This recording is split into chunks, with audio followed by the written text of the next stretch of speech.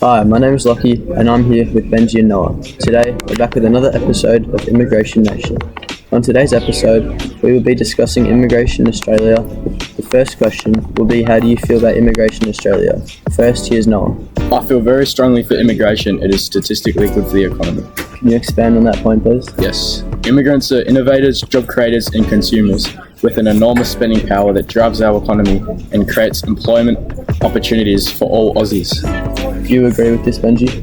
I feel very strongly against immigrants, as they take up houses in Melbourne and continue to increase urban sprawl. How do you figure that? When population levels become imbalanced, then it can cause resource access issues as the local levels in regions where high levels of immigrants take place. Alright, our next question is, how do you think immigration affects the economy?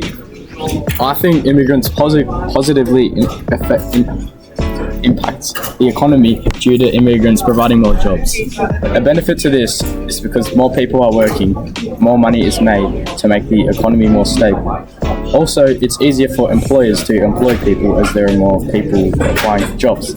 Immigrants also add to the economy by paying taxes, which add to the overall infrastructure.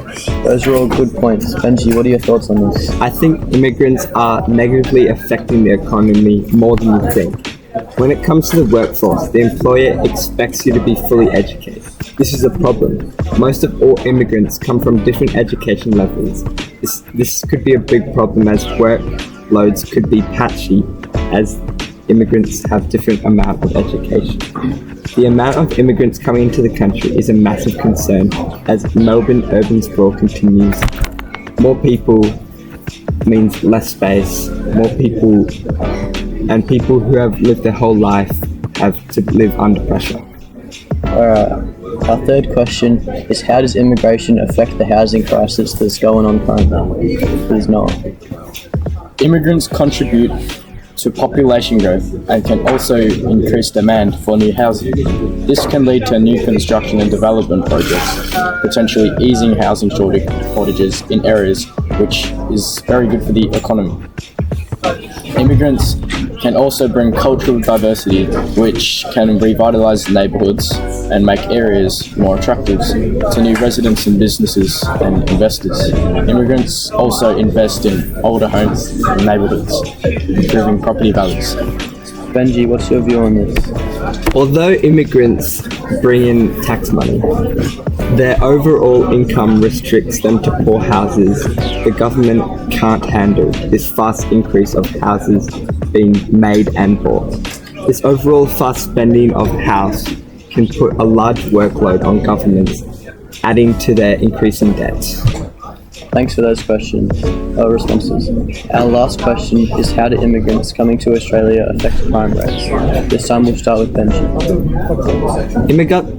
Immigrants come from all over the world and have different rules and values. This is a concern as they don't know our values and rules. In 2003, more than 50,000 immigrants had been arrested in nearly 46,000 times, while committing nearly 700,000 criminal offences. Noah, what's your say on this? On this, I disagree, because I think immigrants often tend to be younger, and even though they may cause more crimes, it is because age-related factors, not because of their origin or race. Also, many immigrants who come to Australia contribute to the economy, which can also decrease crime rates. Higher economic stability also often leads to lower crime rates in communities in Australia. Alright, well that concludes this episode of Immigration Nation. Thanks Benji and Noah for coming on the podcast. Catch you next episode.